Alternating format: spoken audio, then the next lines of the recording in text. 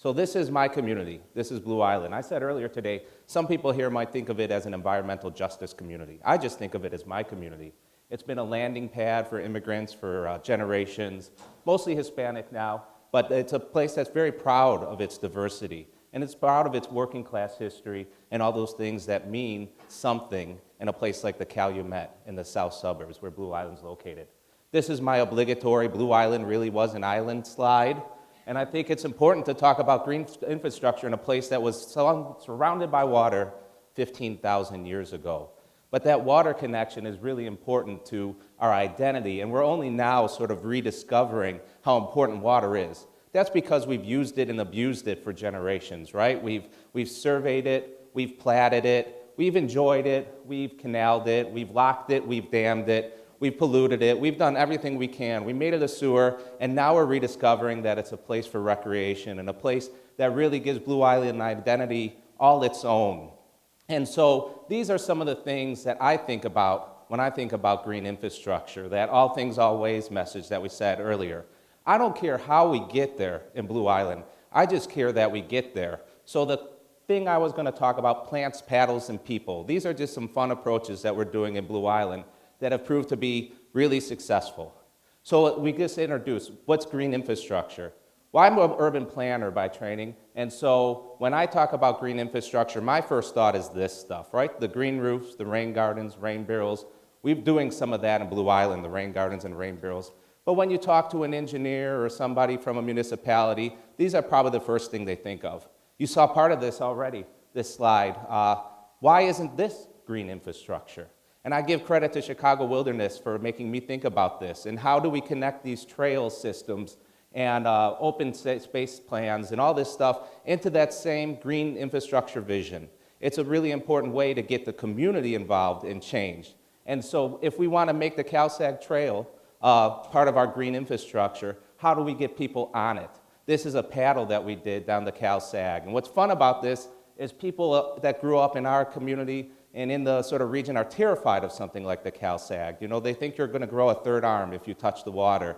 And I think it's important that they realize it's an amenity, but it wasn't always. It could be something like this. This is Midlothian Creek. This actually flows into the Little Calumet River, which flows into my beloved CalSag. And so if we could connect people to that recreation piece and get people enjoying it, it's a lot easier to get them then to look at this. They already know it's a wreck, but how do we get them to change that?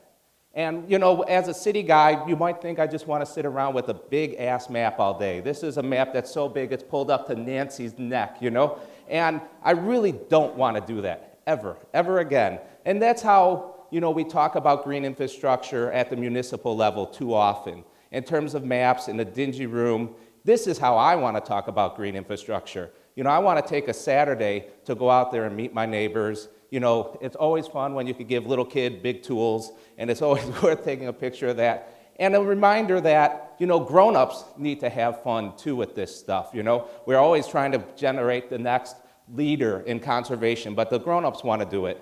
This is one of my favorite guys. This is a Little Calumet River cleanup. And I said last night, I would rather hang out with this dude on a Saturday than go to a night meeting any day of the week. You know, no more night meetings for me. I would trade them all for showing up on a Saturday morning and getting involved with the individuals that care and even individuals that don't know they care and trying to figure out ways to create those stories. So in Blue Island, this was sort of the start of that individual effort.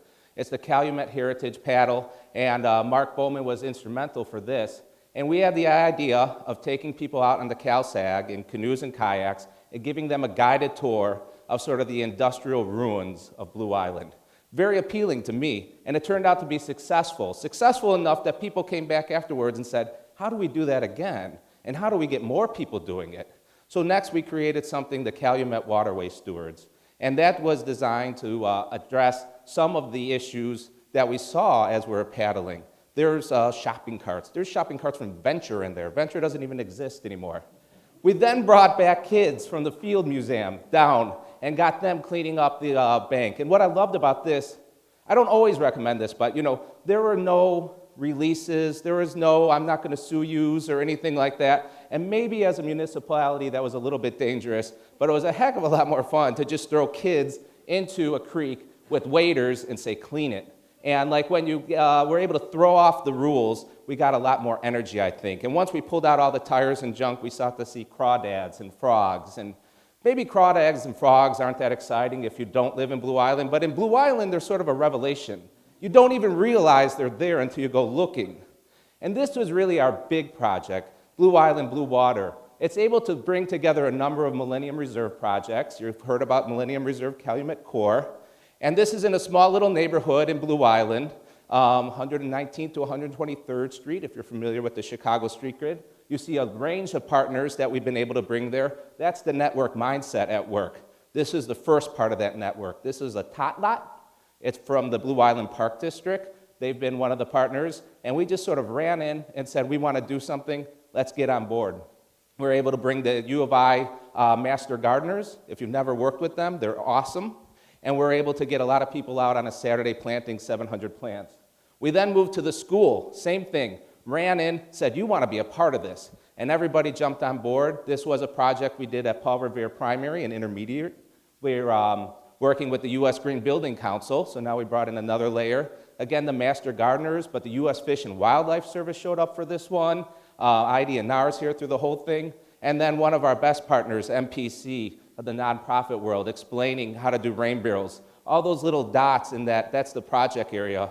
Me, Josh, and a couple other guys installed over 100 rain barrels in a weekend. We just sort of dedicated ourselves to it, and those are all these areas now that have rain barrels, and we're going to keep going at it. The great part is it's gotten us lots of attention, which is what I want. I want people to rethink what it means to live in a community like Blue Island. I'm proud that it's part of the Millennium Reserve because it's an opportunity for Blue Island to show off that we're not just an environmental justice community, that we could be a progressive community, and that sustainability and that island, that water, is really at the heart of what we do. Thanks.